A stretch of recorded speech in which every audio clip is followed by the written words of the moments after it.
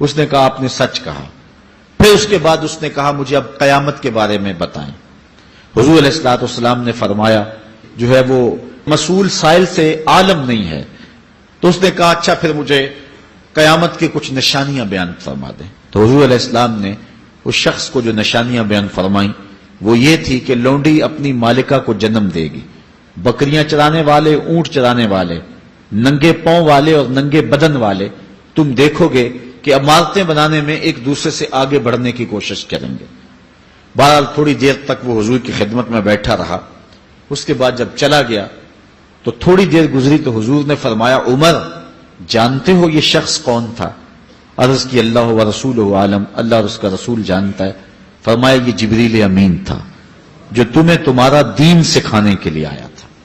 تو حضرت جبریل امین نے آ کر کے حضور سے جو 4 سوالات کیے ان میں سے ایک سوال یہ تھا قیامت کب آئے گی اور قیامت کی نشانیاں کیا ہیں. تو حضور نے یہ نشانیاں بیان فرمائیں کہ لونڈی اپنی مالکہ کو جنم دے گی.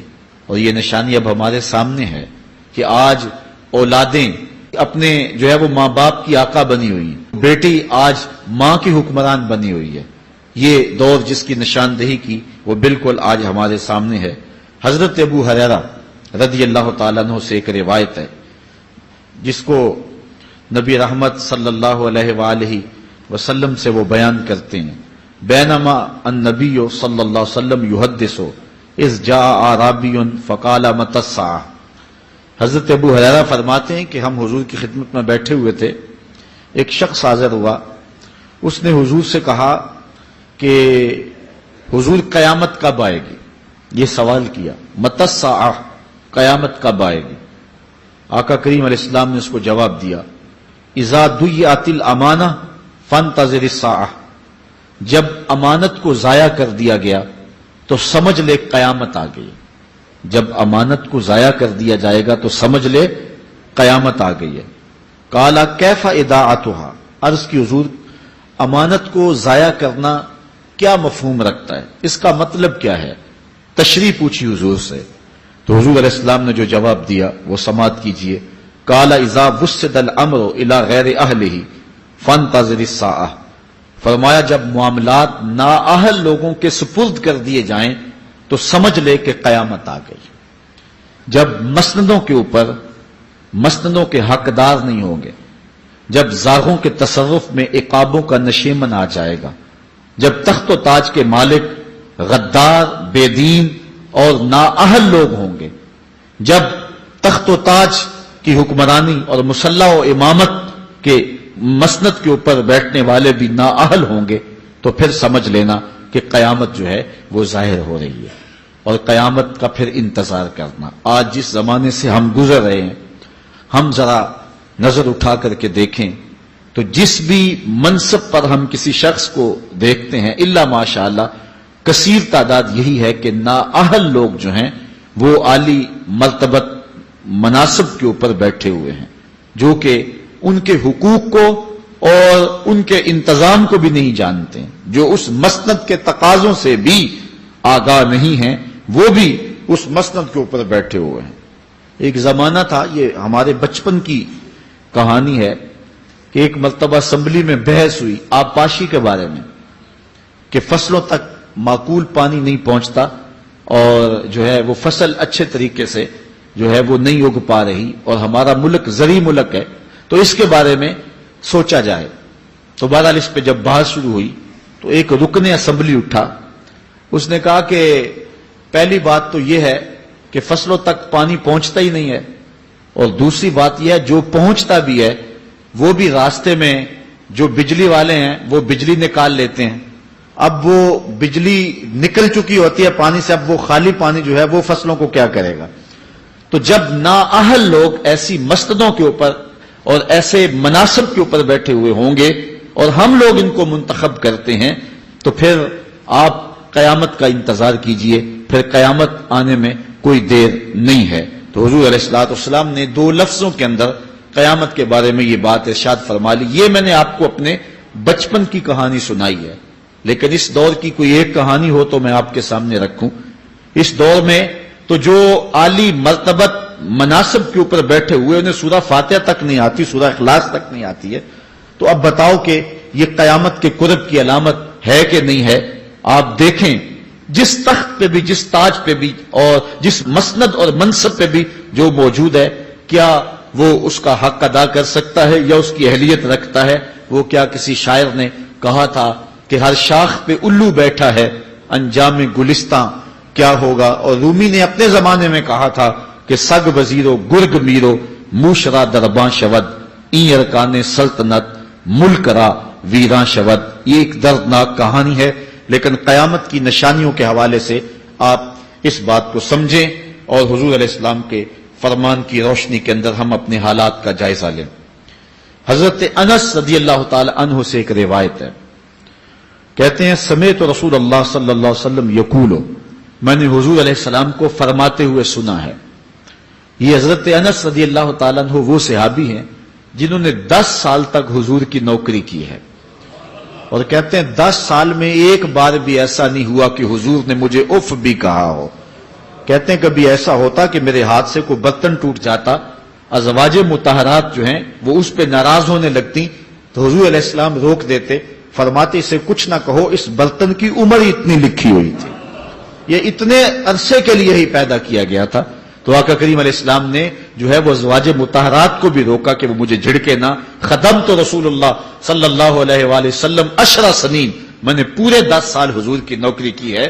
بلکہ جب آپ کہیں گے کہ حضور کے خادم کا نام کیا ہے، سارے صحابی حضور کے خادم ہیں، لیکن نام حضرت انس رضی اللہ تعالی عنہ کا آئے گا، یہ حضور علیہ السلام کے خادم خاص ہیں، اور حضور سے بہت ساری باتیں انہوں نے سنی ہیں۔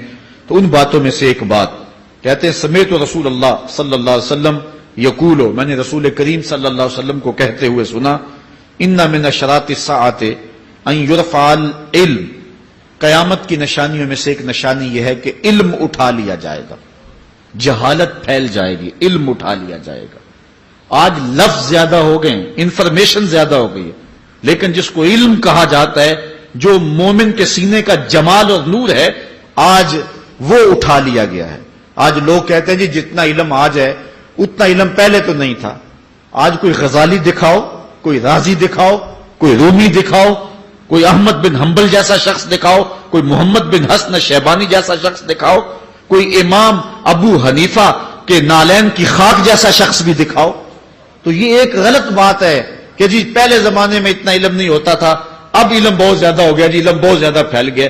علم نہیں پھیلا ہے، یہ چند معلومات ہیں، انفارمیشن کا دور ہے، اور خبریں ہیں۔ جو علم ہے، جو کہ مومن کے سینے کا جمال ہے اور باطن کا نور ہے، جو زندگی کی راہوں کو اجالتا ہے اور زمانے کو مالک کی دہلیز کے قریب کرتا ہے اور انسان کو انسانیت سکھاتا ہے، وہ علم جو ہے وہ اٹھتا چلا جا رہا ہے۔ اور حضور سے پوچھا گیا کہ حضور علم سینوں سے اچک لیا جائے گا، سینوں سے کھینچ لیا جائے گا؟ فرمایا نہیں، علماء اٹھا لیے جائیں گے۔ جب علماء فوت ہو جائیں گے تو ان کی جگہ اس درجے کے لوگ نہیں آئیں گے، پھر زوال پذیر سلسلے ہوتے چلے جائیں گے، علم اٹھا لیا جائے گا۔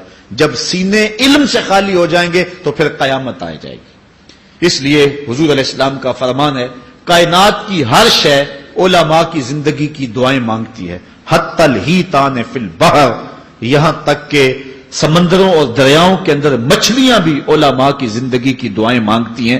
انہیں پتا ہے علماء ہیں تو کائنات معرض وجود میں آئی تو موجود رہے گی، اگر علماء نہیں ہوں گے تو کائنات جو ہے وہ بالکل قیامت کا شکار ہو جائے گی۔ تو پہلی چیز حضور نے ارشاد فرمایا ان یرفع العلم، علم اٹھا لیا جائے گا، ویکثر الجہل، اور جہالت عام ہو جائے گی۔ علم کی جگہ جو ہے وہ جہالت عام ہو جائے گی۔ آج علماء نہیں رہے ہیں، آج ہم جو ہے وہ انحصار کرنے لگے ہیں چند ٹیلی ویژن چینلوں پہ، اور اس کا نتیجہ کیا ہے کہ مختلف چینلز کے اوپر بیٹھے بہت سارے لوگ گمراہی پھیلا رہے ہیں۔ یہ ایک الگ داستان ہے، ایک الگ کہانی ہے کہ کس طرح سے علم کا گلا گھونٹا جا رہا ہے اور کس طرح جو ہے وہ لوگوں کو گمراہ کیا جا رہا ہے۔ یہ جہالت کی کثرت ہے۔ اور تیسری بات جو حضور نے ارشاد فرمائی، وَيَكْثُرَ الزِّنَا، زنا عام ہو جائے گا۔ نظر کا زنا یہ تو اس زمانے کے اندر برا رہا ہی نہیں ہے، لوگ اس میں کوئی آر ہی نہیں سمجھتے۔ کسی کی بہن اور بیٹی کو دیکھنا اور اپنی آنکھوں کو شہوات سے بھرنا یہ بندہ محسوس ہی نہیں کرتا ہے۔ حضور علیہ السلام نے ارشاد فرمایا من زنا زنیا بہی ولو بہی تانے دارہی، جس نے زنا کیا یہ عمل اس کے گھر بھی لوٹے گا اگرچہ وہ اپنی دیواریں اونچی اونچی کیوں نہیں کر لیتا۔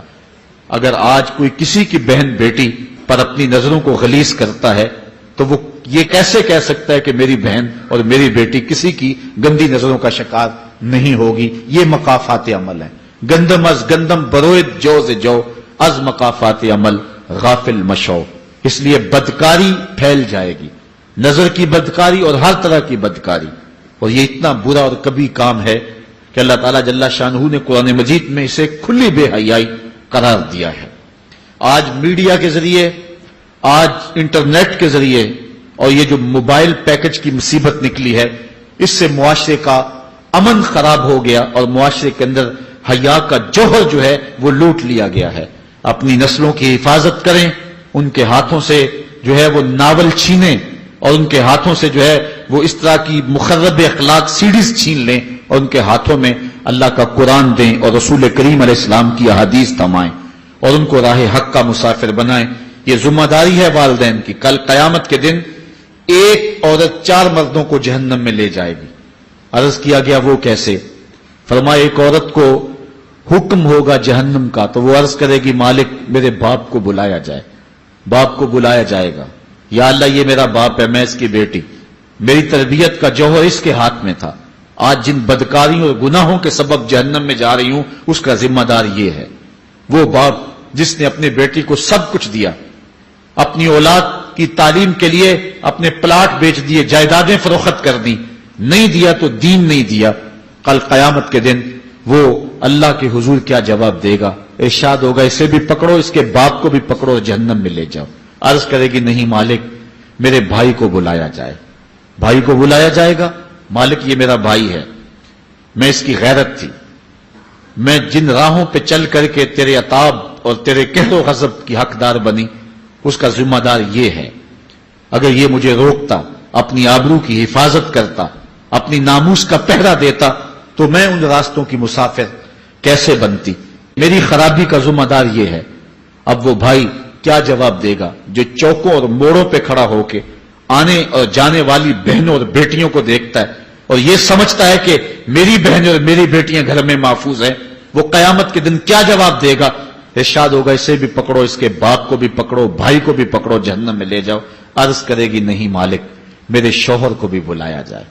بلایا جائے گا، مالک یہ میرا شوہر ہے اور میں اس کی بیوی، میری تربیت کا جوہر ماں باپ کے بعد اس کے ہاتھ میں تھا اور اس کے پاس طلاق کی دھمکی ایسی چیز تھی، مجھے جو چاہتا منواتا اور جس انداز میں ڈھالنا چاہتا مجھے ڈھال لیتا، لیکن اس نے مجھے کبھی راہ حق کی طرف نہیں بلایا تھا۔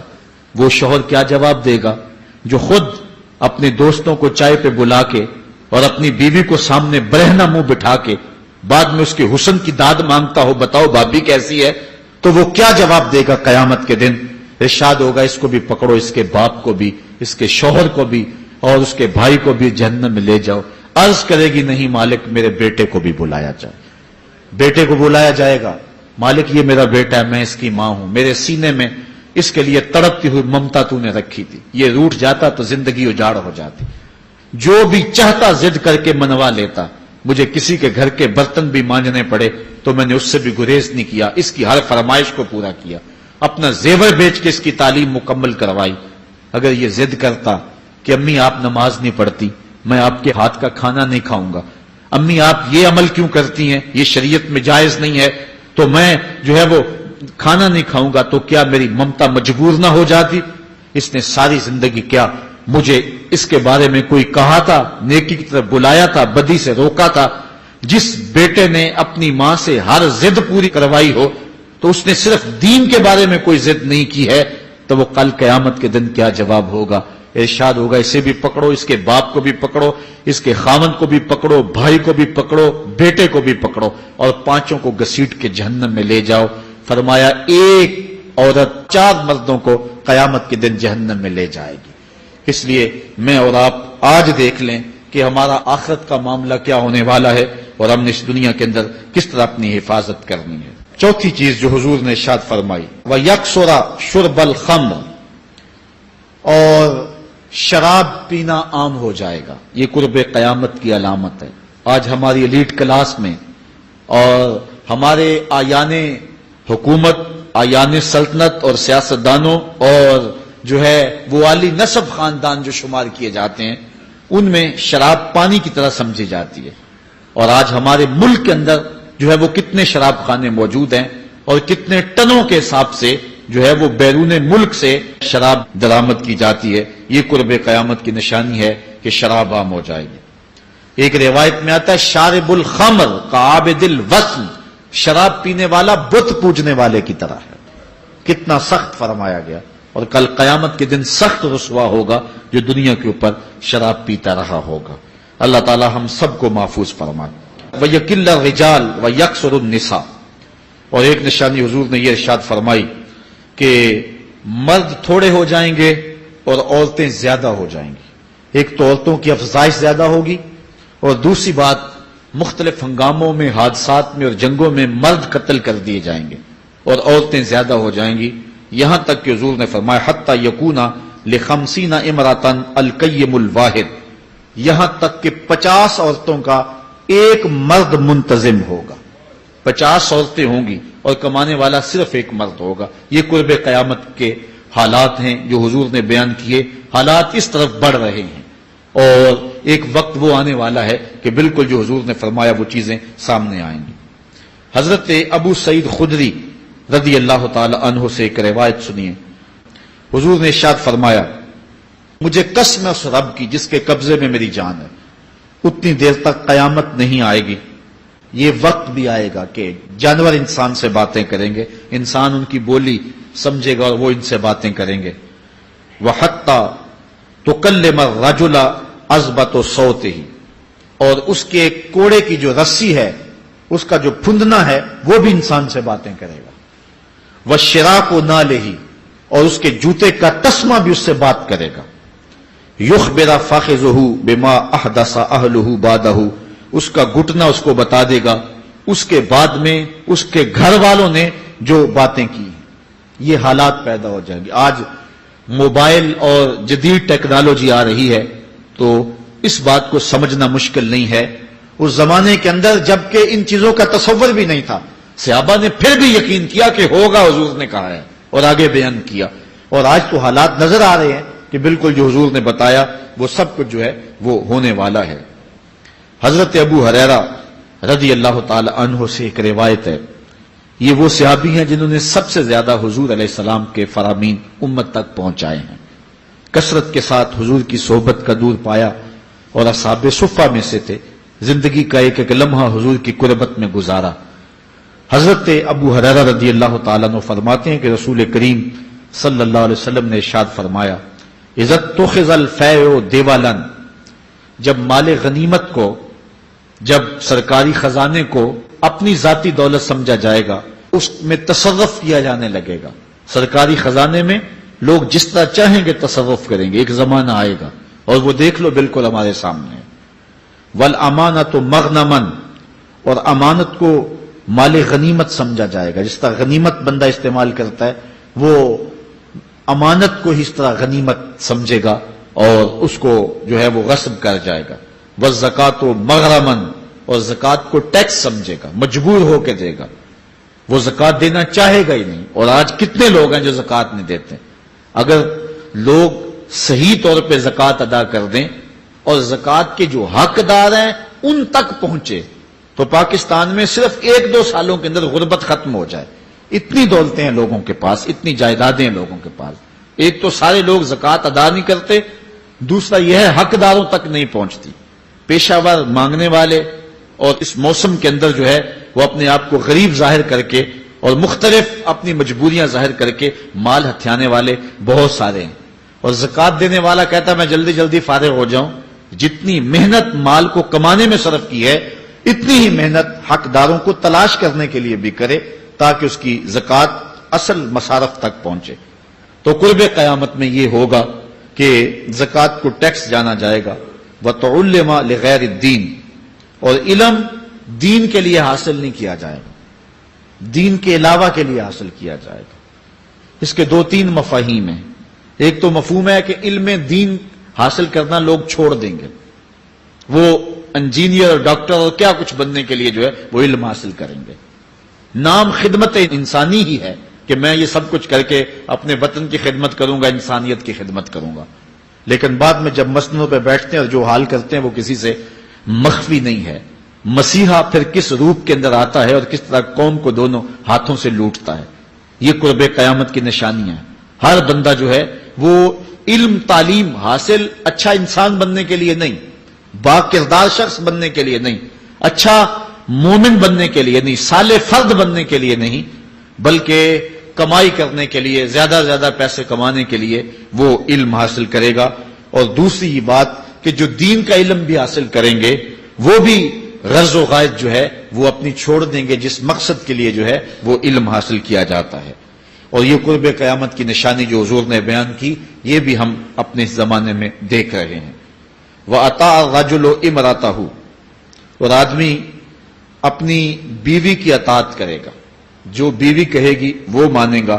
وَأَقَّى أُمَّهُ، اور ماں کو آگ کر دے گا، ماں کی پرواہ نہیں کرے گا، ماں کی نافرمانی کرے گا، بیوی کی بات کو ترجیح دے گا، اور ماں کی بات جو ہے اس کو ثانوی حیثیت دے گا۔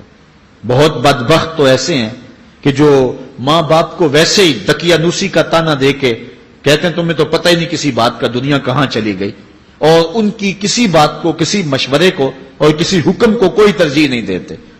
لیکن جب بیوی اور ماں دونوں کا حکم مقابلے میں آ جائے تو اس وقت وہ بیوی کے حکم کو ترجیح دیں گے۔ یہ قرب قیامت کی علامت ہے جو کہ ہم واضح طور پہ اپنے معاشرے میں دیکھ رہے ہیں۔ وَأَدْنَى صَدِيقَهُ وَأَقْصَى أَبَاهُ، دوست قریب ہوں گے، باپ دور ہوگا۔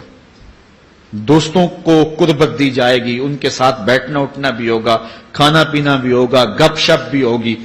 دوست ایک بیل دے تو بندہ دوڑا جائے گا دوست کی پکار پہ، لیکن ماں باپ جو مرضی کہیں تو ماں باپ کی بات کو کوئی ترجیح نہیں دی جائے گی۔ یہ قرب قیامت کی نشانیوں میں سے ایک نشانی ہے، اور اس وجہ سے آج لوگ محروم ہو گئے ہیں اور گھروں میں برکت نہیں رہی۔ ماں باپ اگر کچھ کہیں، کوئی چیز لانے کے لیے بھی کہیں تو بچہ 100 بہانے کرتا ہے اور دوست کی پکار پہ لبیک کہتا ہوا بھاگ اٹھتا ہے۔ وَظَهَرَتِ الْأَصْوَاتُ فِي الْمَسَاجِدِ، مسجدوں میں لڑائیاں ہوں گی، مسجدوں میں جو ہے وہ آوازیں بلند ہوں گی لڑائیوں کی، ایک دوسرے سے الجھاؤ پیدا ہو جائیں گے۔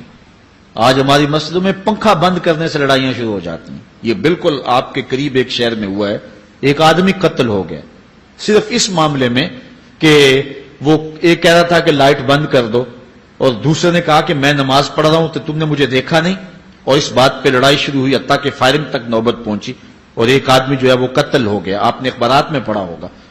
تو اس طرح مسجدوں کے اندر جو ہے وہ لڑائیاں شروع ہو جائیں گی، یہ قرب قیامت کی نشانی ہے۔ وَسَادَ الْقَبِيلَةِ فَاسِقُهُمْ، قبیلے کا سردار سب سے فاسق اور بدتر شخص ہوگا۔ خاندان کا، قبیلے کا، برادری کا وہی سربراہ ہوگا، وہی قائد ہوگا، وہی لیڈر ہوگا، وہی پنچ ہوگا جو جتنا بڑا گنڈا اور جتنا بڑا بدماش ہے اس کو ہی جو ہے وہ سرپرستی جائے گی۔ شرافت نام کی چیز ہی باقی نہیں رہے گی۔ شرافت کے بل بوتے پہ آگے نہ کوئی سیاست میں آ سکے گا، نہ کوئی خاندان میں آگے آ سکے گا، بلکہ اب تو حال ہی ہوا کہ اب ہماری محافل اور آراس کے اندر بھی جو مہمان خصوصی رکھے جاتے ہیں وہ بھی اس اعتبار سے نہیں رکھے جاتے کہ متقی شخص تلاش کرو جس کو مسند صدارت پہ بٹھایا جائے، جس کو مہمان خصوصی رکھا جائے۔ اس میں بھی یہ دیکھا جاتا ہے کہ کس کا اثر معاشرے کے اندر زیادہ ہے، چاہے وہ اثر و رسوخ اس نے منشیات فروخت کر کے ہی حاصل کیا ہو، کس کی دولت زیادہ ہے، چاہے اس نے وہ دولت لوگوں کا خون نچوڑ کے حاصل کی ہو، وہی مہمان خصوصی ہوتا ہے محفل نعت میں، چونکہ وہ پیسے زیادہ پھینک سکتا ہے، اور ایک غریب آدمی جو کہ تہجد کی نماز پڑھنے کا بھی عادی ہے اس کو جوتیوں پہ جگہ ملتی ہے۔ اس کا قصور صرف یہ ہے کہ وہ غریب ہے اور اس کے پاس حرام کی کمائی نہیں ہے۔ یہ حضور علیہ السلام نے نشانی فرمائی، اور جو آج ہم اپنی آنکھوں سے دیکھ رہے ہیں۔ وَسَادَ الْقَبِيلَةِ فَاسِقُهُمْ، قبیلے کا سردار جو ہے وہ بدتر اور فاسق شخص ہوگا۔ وَكَانَ زَعِيمُ الْقَوْمِ أَرْذَلَهُمْ، اور قوم کا جو سردار ہوگا وہ قوم کا کمینہ ترین شخص ہوگا۔ یعنی قوم کا جو سب سے کمینہ شخص ہوگا وہ سب سے اونچی والی مسند پہ بیٹھا ہوگا.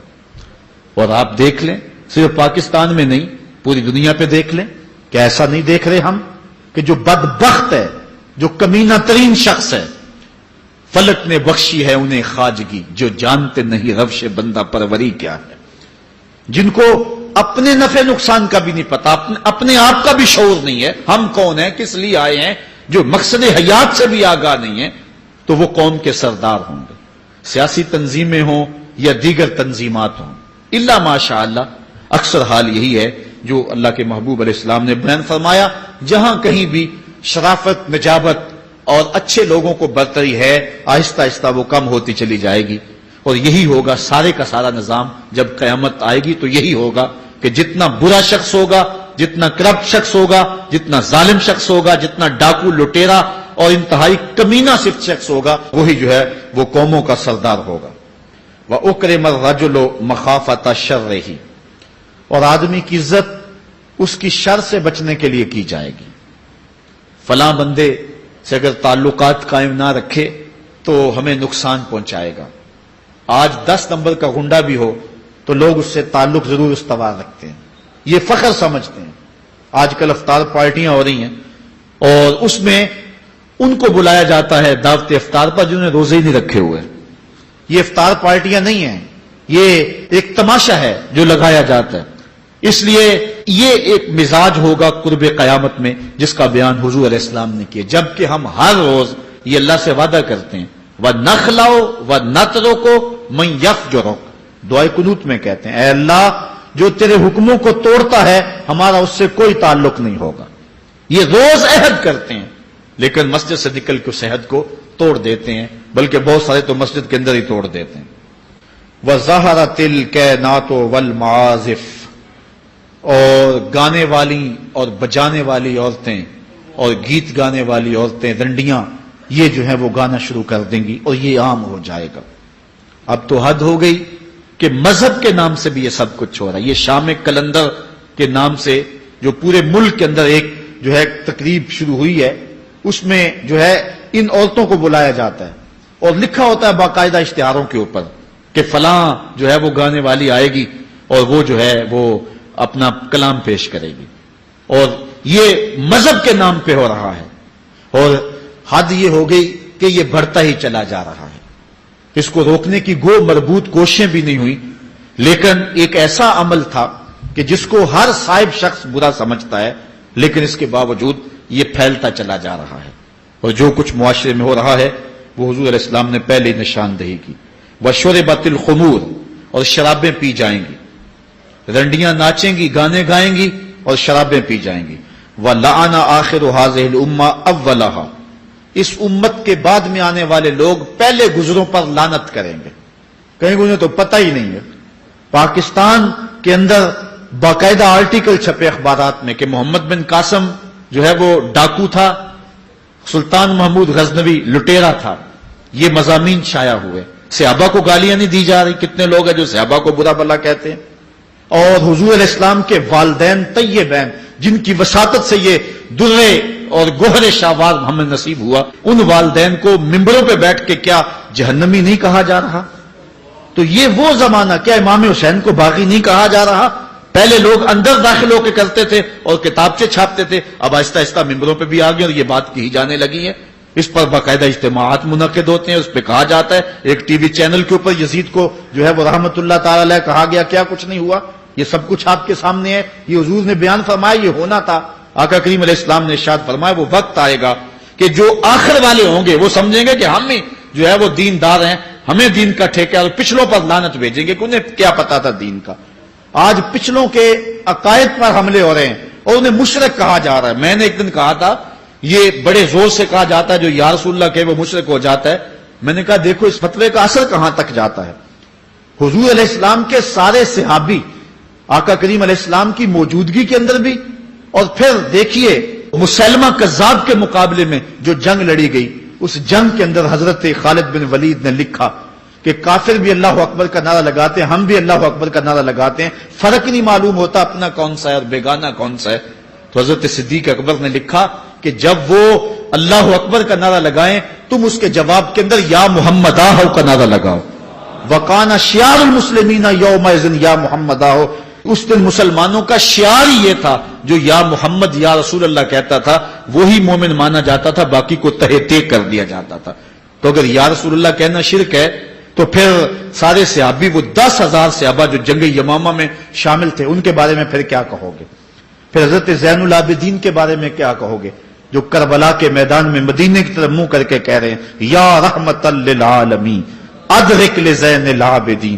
پھر حضرت زینب کے بارے میں کیا کہو گے، یا محمد آہو یا محمد آہو ھذا حسین مزمل بالدما ہو، جو کربلا میں کھڑا ہو کے کہہ رہی ہیں اے میرے نانا حضور، اے محمد عربی، آپ کے حسین کو دیکھو خون میں نہا گیا ہوا ہے۔ تو پھر کیا یہ فتویٰ تمہارا کہاں تک پہنچے گا؟ نہ صحابہ بچیں گے، نہ اہل بیت بچیں گے، اور نہ اولیاء امت بچیں گے، جنہوں نے کہا تھا یا رسول اللہ انظر حالنا یا حبیب اللہ اسمع قالنا۔ تو یہ قیامت کی نشانیاں ہیں کہ اگلے جو ہیں وہ پچھلوں پر لعنتیں بھیجیں گے، ان کو برا بلا کہیں گے، صحابہ کو گالیاں، اہل بیت کو گالیاں، نواسب میں کیا کچھ نہیں کیا ہے۔ اور آج بھی جو دنیا کے اوپر ناسبی ہیں وہ اہل بیت کے بارے میں کیا کیا زبان استعمال نہیں کرتے، حضور کے والدین کے بارے کیا کچھ نہیں کہا جاتا۔ تو یہ سب کچھ ہونے والا ہے جو حضور علیہ السلام نے بیان کیا، کچھ ہو رہا ہے اور کچھ تم دیکھو گے اپنی آنکھوں کے سامنے۔ پھر ارشاد فرمایا فَارْتَقِبُوا عِنْدَ ذَلِكَ رِيحًا حَمْرَاءَ وَزَلْزَلَةً وَخَسْفًا وَمَسْخًا وَقَذْفًا وَآيَاتٍ تُتَابِعُ كَنِظَامٍ قُطِعَ سِلْكُهُ فَتُتَابِعُ۔ فرمایا کہ پھر جب یہ حالات ہوں گے اور یہ پوری طرح حالات معاشرے میں پیدا ہو جائیں گے تو پھر سرخ آندیاں آئیں گی، پھر انتظار کرنا سرخ آندیوں کا، وَزَلْزَلَةً اور زلزلے کا انتظار کرنا، وَخَسْفًا وَمَسْخًا وَقَذْفًا اور دھنسنے کا انتظار کرنا، اوپر سے پتھروں کے نازل ہونے کا اور شکلوں کے بگڑنے کا انتظار کرنا۔ اور آگے فرمایا وَآيَاتٍ اور ایسی نشانیاں آئیں گی ایک دوسرے کے پیچھے آئیں گی، جس طرح تسبیح کا دھاگا ٹوٹ جائے تو پیدل پہ اس کے دانے گرتے ہیں، تو یہ سارے عذاب جن کا ذکر حضور نے کیا میں مسلسل اوپر نیچے یہ تمہارے تک پہنچیں گے۔ حضرت انس رضی اللہ تعالیٰ عنہ سے ایک اور روایت لیتے ہیں، حضور علیہ السلام نے ارشاد فرمایا لا تقوم الساعة حتى يتقارب الزمان فتكون السنة كالشهر والشهر كالجمعة وتكون الجمعة كاليوم ويكون اليوم كالساعة وتكون الساعة كالدرمة بالنار۔ فرمایا جب قیامت آئے گی اتنی دیر تک قائم نہیں ہو سکتی جب تک زمانے مختصر نہیں ہو جائیں گے، زمانے سمٹ نہیں جائیں گے، حتیٰ کہ سال مہینے جتنا ہو جائے گا، اور مہینہ ایک جمعۃ المبارک جتنا ہو جائے گا، اور ایک جمعہ ایک دن جتنا ہو جائے گا، اور ایک دن ایک گھڑی جیسا ہو جائے گا، اور ایک گھڑی ایسے ہوگی جس طرح آگ کا شعلہ جلایا اور وہ بجھ گیا۔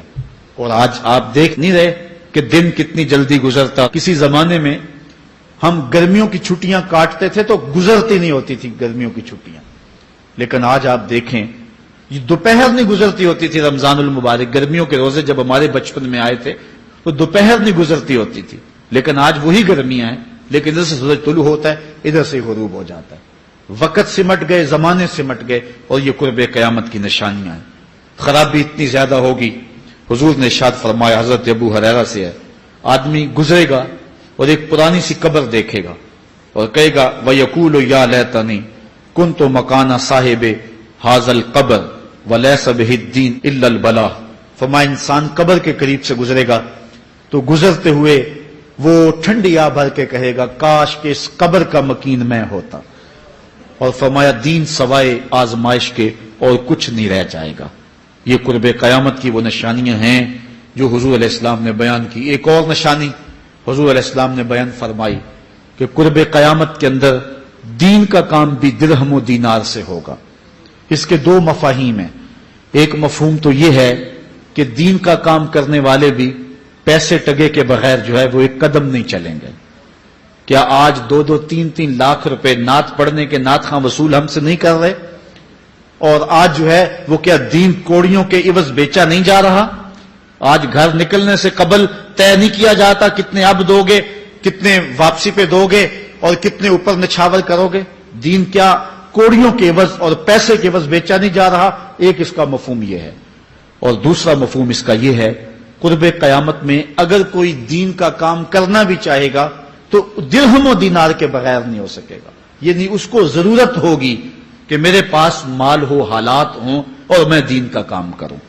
اگر اس کے پاس حالات نہیں ہوں گے تو دین کا کام اس کے لیے کرنا مشکل ہو جائے گا. جس طرح کسی زمانے میں علماء برگد کی چھاؤں میں بیٹھ کے اور لوگ ان کے پاس بھی آ گئے، کوئی وسائل کی ضرورت نہیں تھی، وہ پڑھا سکتے تھے، لوگ بیٹھ گئے. امام محمد بن حسن الشیبانی جب پڑھانے بیٹھے تو آپ کی مجلس میں جو لوگ آ کے سیکھتے تھے وہ تعداد ان کی تو بہت ساری تھی، لیکن جو باقاعدہ آپ کی باتوں کو لکھتے تھے وہ 4000 لوگ تھے.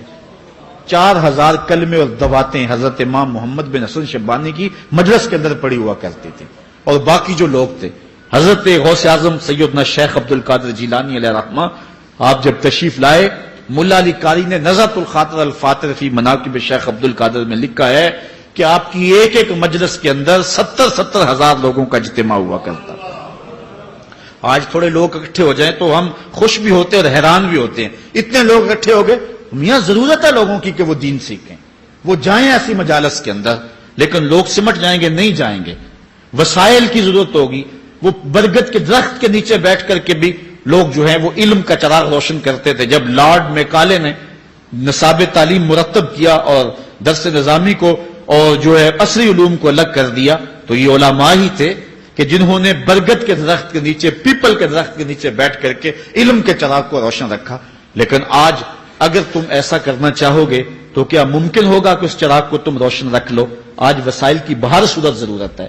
اور آج سے صدیوں قبل علماء نے یہ فتویٰ دیا تھا کہ صدقہ کرنا، زکوٰۃ ادا کرنا یا دیگر امور خیر میں خرچ کرنا بڑا نیکی کا کام ہے. لیکن سب سے بڑا نیکی کا کام اس دور کے اندر آج سے قبل علماء نے فتویٰ دیا تھا کہ دین کے طالب علموں پہ خرچ کرنا ہے. ان پہ اگر خرچ کریں گے تو یہ وہ ایک ایسا موقع ہے کہ جس سے آپ جو ہے وہ حقدار تک حق بھی پہنچا لیں گے اور اس سے